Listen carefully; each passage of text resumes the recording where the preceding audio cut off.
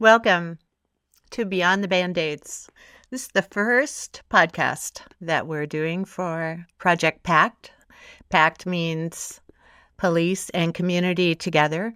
We came together from three organizations: LEAP, Law Enforcement Action Partnership; New Blue, which is working with police in creating directions for community policing, new ideas, the future of policing, and SOSIS, the School of Statesmanship, Stewardship, and Service. We're excited to be here. This has been a vision of ours. We think about designing something wonderful for the future and how we can shift into a new vision of how police and community work together, both being responsible for safety, goodwill, friendship within community. Yeah, so thanks, Carol, for that welcome. And I just want to add that I'm convinced, we're all convinced, that you're going to be hearing things you've never heard before in terms of how we create a different kind of future with this Beyond the Bandaids. And Beyond the Bandaids is a title that suggests that we're moving beyond something. And ever since Ferguson, that happened August of 2014, there have been a number of efforts by police departments and sheriff's departments and the police profession generally to kind of move beyond where they were at. But most of the things that were put in place, whether they've been new programs, new technology, new kind of organizational structures, and maybe the more popular one, new leaders, new police chiefs, have all more or less been Band-Aids in their approach to shifting and transcending the culture, which is what Project PACT is all about.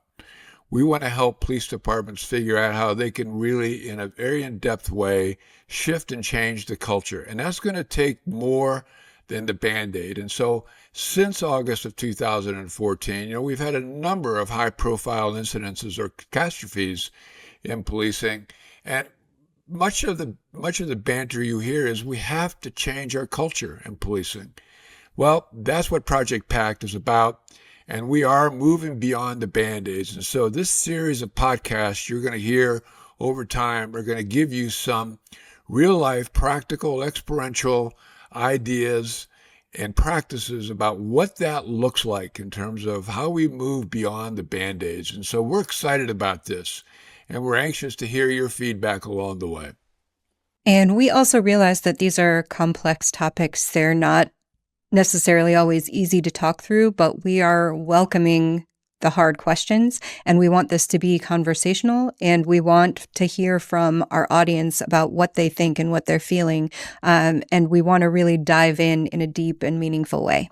Thank you. And by the way, for those of you who are watching this, if your community or the residents or neighborhoods don't have any issues, you have zero issues in your neighborhoods, and you have zero issues with your police or sheriff's departments, or you don't think there are any kinds of things that you need to be concerned about along those lines, then frankly, this podcast is probably not for you.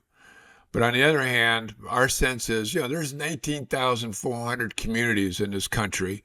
And commented to that, there's 19,400 plus police and sheriff's departments as well. And our belief is that the vast majority of them have some things that they can work on to help enhance their relationships, to enhance the safety in their communities, and to move forward to create something that perhaps didn't exist in the past. So this podcast is not just for police. It's for community. And community, what a lot of people don't think of is each community charters their own public safety department. And so within the community, you have mayors, city managers, directors, and then the public safety. But that's all responsible to the citizen. We as citizens, as community members, how many of you have children and you want your children to grow up in a place that feels whole, that there is a good sense of well-being, that you understand safety is going to be taken not taken care of, will be dealt with. But you have a great sense of safety. We read every day that people are feeling less safe, feeling more angry, feeling more divided, feeling more polarized. And community is the answer. Connection is the answer. We're going to go into that. So this is for community leaders. If you're a neighborhood group leader, if you've connected with neighborhoods in your life, listen in. It's going to have some great ideas about how to bring it all together. We're going to go through a little bit of introductions. I'm going to start. I'm Carol Engel-Enright. I do have a doctor in front of that, but I taught at the university for 17 years, and I always said, just call me Carol. I did my graduate study in design and merchandising. Sounds funny that I'm working with community and public safety, but not really. Design thinking is bringing innovation into being, and understanding culture is what we do when we're out working with new ideas, creating new products, thinking about a consumer. What are they doing? My PhD was in education, and I did a lot of work around social responsibility and social sustainability. But let me primarily say, before I was an educator and academic, I was a mom with 5 kids, raising them in a community. I got involved with service organizations, and I went to youth leadership. I saw that there was great potential and impact in bringing the youth up to feel like they were a part of the community as well. I learned things around emotional intelligence that I took into the classroom. So we'll incorporate all of that as we go into the podcast, into future episodes. And I'll be the academic side. I'll be the one kind of drawing out the stories. And now I'd like to introduce Mike Butler. I'm going to brag on him. He served 41 years in public service, in public safety. And I'm going to let him give a little bit of his background. I might add to it. Thanks, Carol. And you know what? It's really great to be here with all of you. We're excited about this, and we're really wanting for this to be something that people can really grasp and sense that this is possible for each and every person, each and every community, each and every police department in this country. And so we're thinking about it that way. Now, my background, Carol said, I have actually 46 years in public safety, 5 at the federal level. I used to work for the FBI at one point. And then I started my career off in the city of Boulder, my municipal policing career in the city of Boulder, Colorado, which is just right down the road from where I'm at now in Longmont. Spent 15 years there, worked my way up to the number 2 position, and wanted to become a police chief somewhere. Well, lo and behold, the police chief job opened in the community that I resided, and I applied for that job and got it. And so for 26 years, I was the public safety chief. At first, just the police chief, and about 10 or so years into that job, I was asked if I also wanted to oversee our fire services, and I said excitedly yes. And so I became a new title, public safety chief. And in that period of time, really recalibrated, rethought, reset the police department and fire department's relationship with our community to one of patriarchy, to one of partnership. Our motto was public safety in partnership with the people. And that took on a whole new set of how we did business, the practices that we had. You know, when you're a patriarch, you have a different relationship and your actions are different. But if you're a partner, again, your relationship is different, your comments are different, your stories are different, your practices are different, and those are the things we're going to be talking about. So I come from a very practical, experiential place as well. And so after that, after I left the service, Carol and I started this School of Statesmanship, Stewardship, and Service, which is designed for just about anybody, but focused on elected officials or elected official wannabes, appointed officials, or people in leadership positions that have fairly sophisticated jobs, to help them see how they can become stateswomen, statesmen, statespeople in the organization or community or state or country that they're working in or want to work in. We believe there's a significant need for that, for the qualities, attributes, and characteristics of statespeople in our society. And so that's a third of what we're doing here with Project PACT. So we're very happy to be here, and I'd like to now introduce Kristin Daley, who is going to be a very important part of this podcast. Thanks, Mike. So how I got into this space of thinking about how we can improve public safety in a way that feels equitable and collaborative comes from both a long career in justice system work and from deeply personal experience. I am a rape survivor, which colors my perspective on a lot of things and eventually led me to become a credentialed victim advocate and a crisis responder for sexual violence and domestic violence. So that's a very unique role in the context of the justice system because you are very tuned into the needs of crime survivors and their loved ones. And whether the person chooses to go through the traditional path of the justice system or not, your job is to support and empower their decision-making process. So some things you'll never hear an advocate say are, you need to report, you need to testify, you need to feel this way or that way. It's about finding what works best for each individual person to create their own path towards healing. At that same time, I was working for 16 years at Law Enforcement Action Partnership, which is a national advocacy organization for justice system professionals to advocate for more compassionate, ethical, empathetic regulations and police policy. So I was their director of development and communications, and LEAP started out primarily focused on drug policy and harm reduction. So it really aligned with my goals in terms of making sure that people who need support and compassion don't end up victims of the justice system. So I was very focused in both roles on how the system can be changed to enable police to do their job in a way that treats people with dignity and empowers them with choices. And, you don't have to interview people in a way that re-traumatizes them. You don't have to treat someone struggling with substance use disorder as less valuable in society. So at that same time, police are dealing with incredible pressure and significant vicarious trauma, complex trauma, where a lot of times they're interacting with people on the very worst day of their lives. And that's a lot to process internally.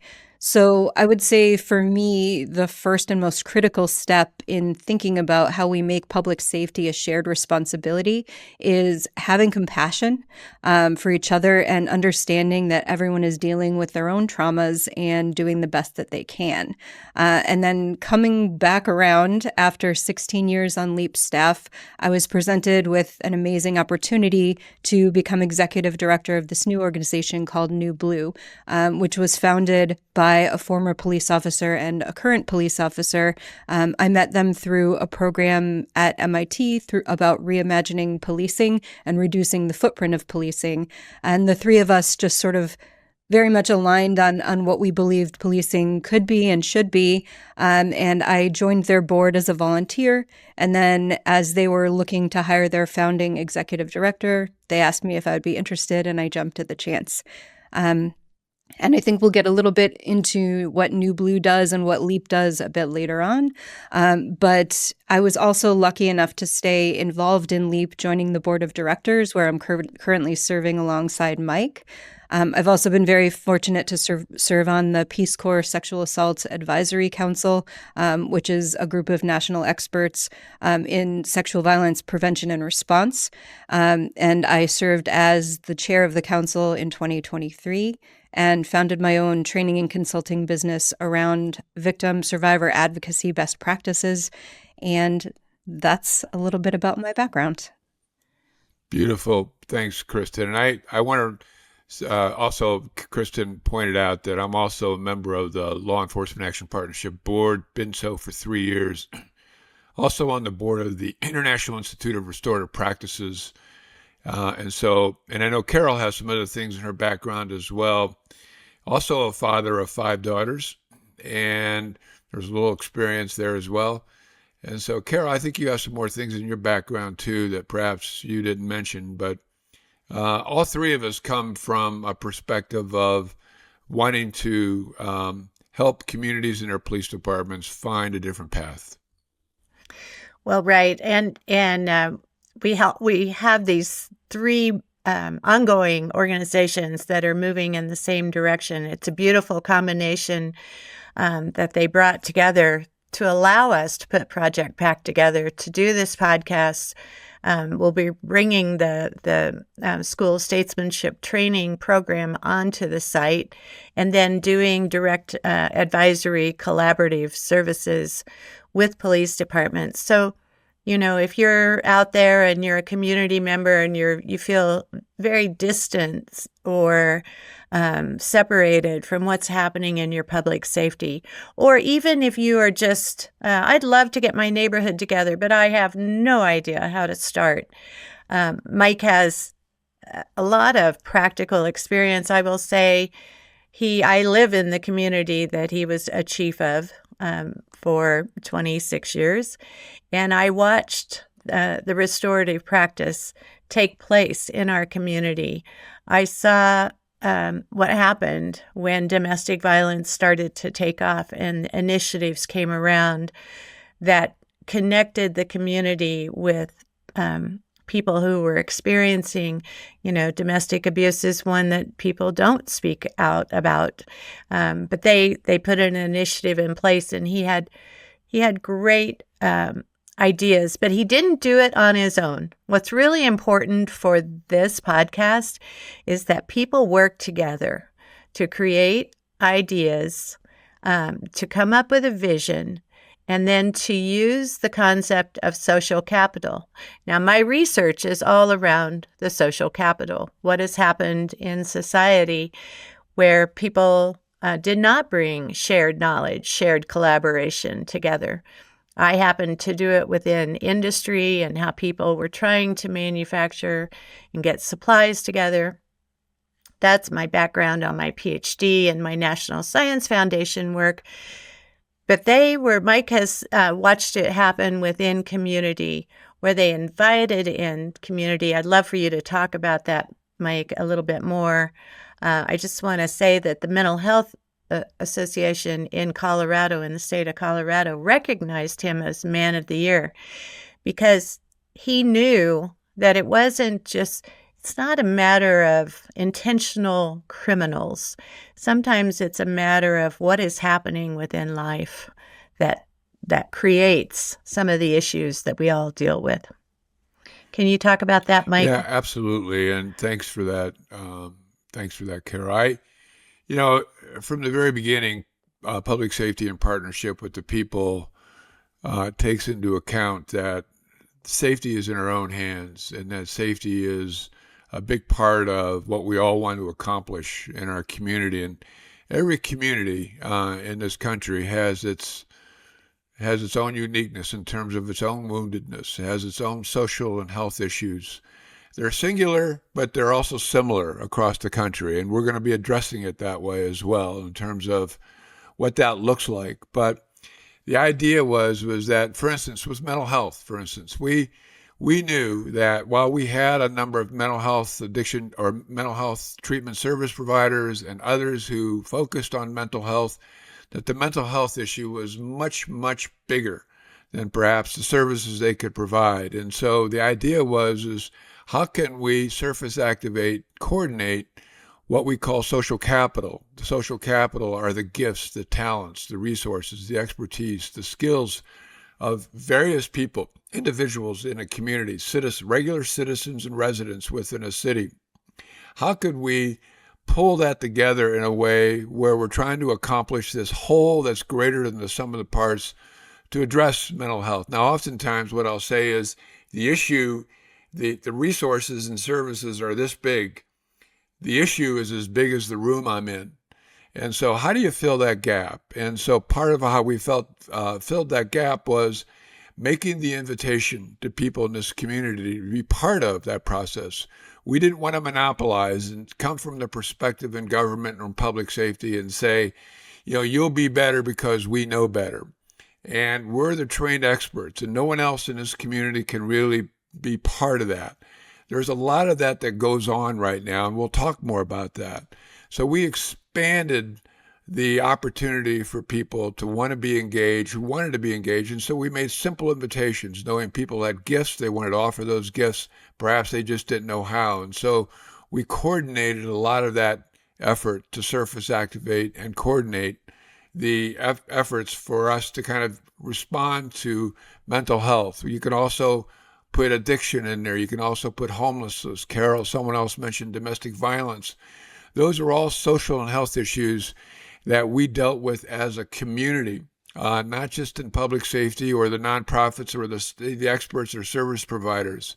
You're going to hear us say that great communities aren't necessarily made up of great leaders or good government or improved services or more expertise. We're absolutely convinced that great communities are made up of great citizens.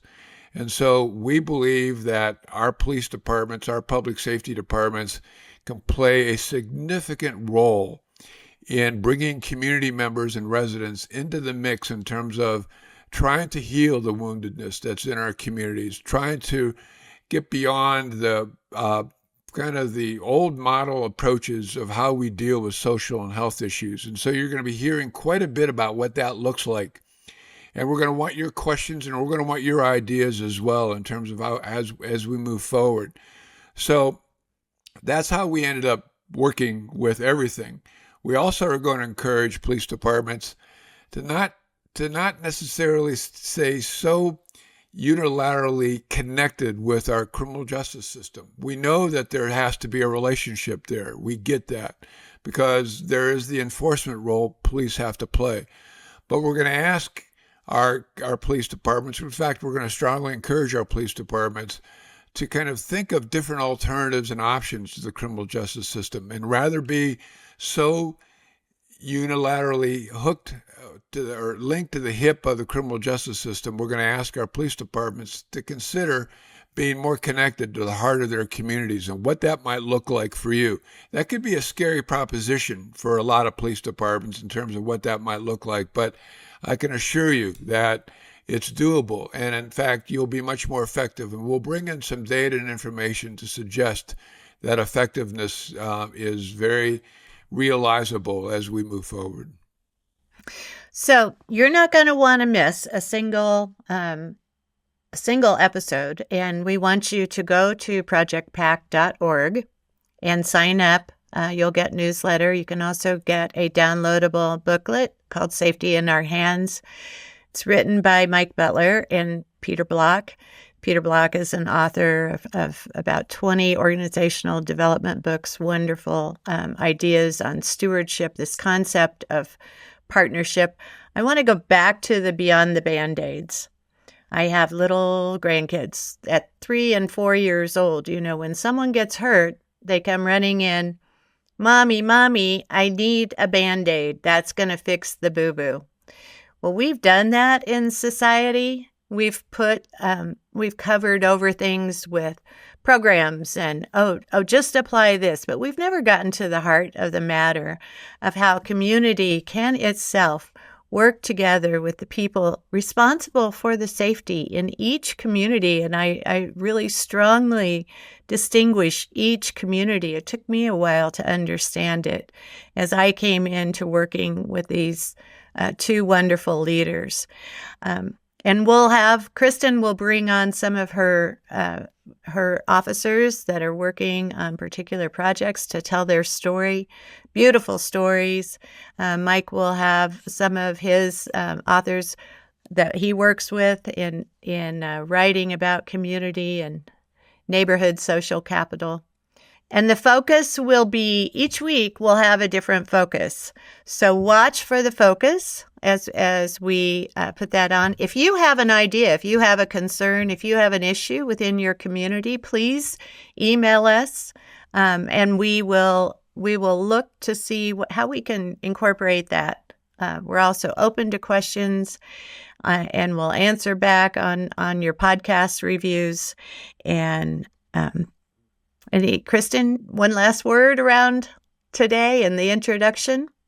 Thank you. I just kind of wanted to draw a through line between what Mike said a bit earlier and what you just said, which is that communities know what they need, and we just need to give them the opportunity to tell us. So as police's job is to meet community needs, and that starts with asking what the community actually wants and needs and coming up with a shared vision for public safety.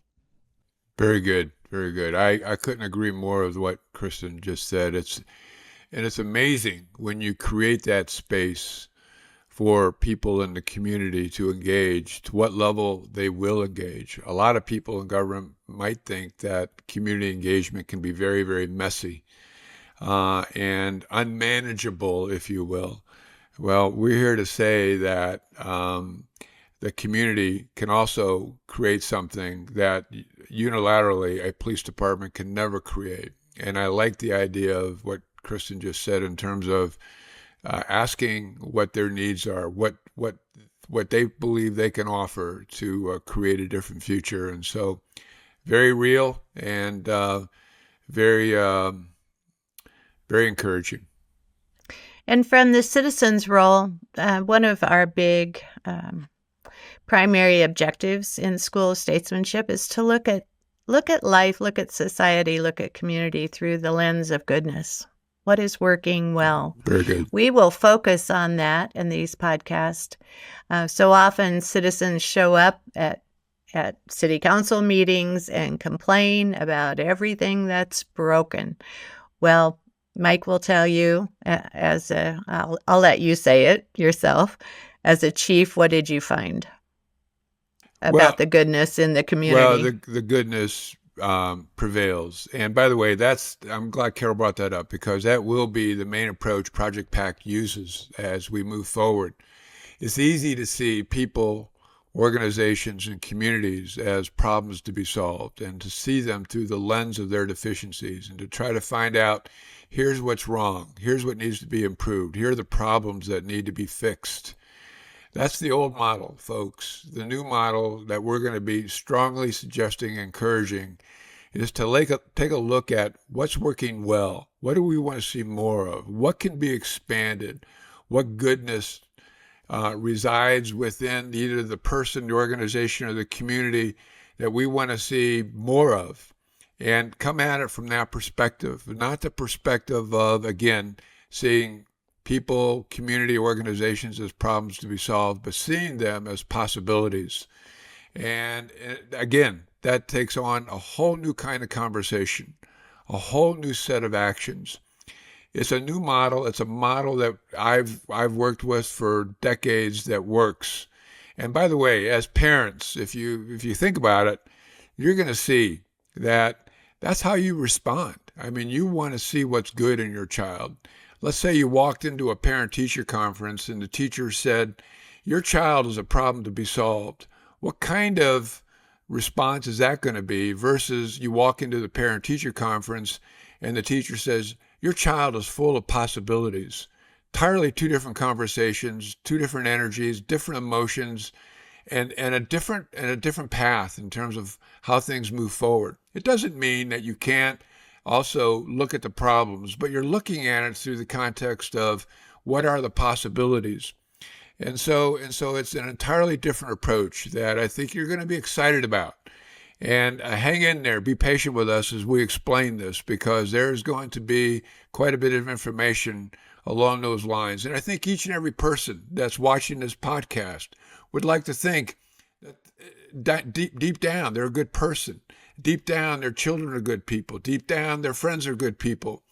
But we can also get caught up in the imperfections and here's what's wrong, and see people or organizations or communities as through the lens of those deficiencies. And that's an old model, folks. And we're here to say that we're moving forward with a new model. So if you're more interested in how that could play out for your community, your police department, and the relationship that exists between your police department and your community, stay tuned. We have a lot to offer. Great. Well, that wraps it up for this episode. We'll be back to talk about more of what we're putting together, some of the training, some of the programs. I shouldn't use the programs.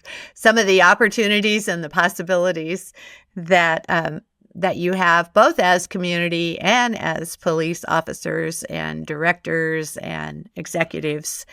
City managers and and mayors, city too, by the way. managers and Very, very mayors. big. Hey, I just want to put a bigger plug in for the Law Enforcement Action Partnership, too, by the way. They're the ones who are really supporting and sponsoring Project PACT and making this happen. And so LEAP, Law Enforcement Action Partnership, is critically important to this effort. And I just don't want to understate or minimize their role in all of this. And without their role and support, this would not be possible. So New Blue and SOSUS offers expertise, offers some the coursework, but LEAP is the one that's really supporting this effort. So I just wanted to say thank you to the Law Enforcement Action Partnership. Okay, so we're wrapping this up, and we'd love for you to come visit what we're doing on our websites, Project PACT, PACT.org. You can look at the School of Statesmanship. It's SOSSAS, School of Statesmanship, Stewardship, and Service.org, and newblue.org. As well as Law Enforcement Action Partnership. You have to spell all of that out, .org. So anyway, we're excited. We look forward to having conversations together and conversations with you. Please reach out to us. Sign up for our newsletter so you're in touch with everything that's going on as we bring about the training and the advisory services. And have a great day. Make it beautiful.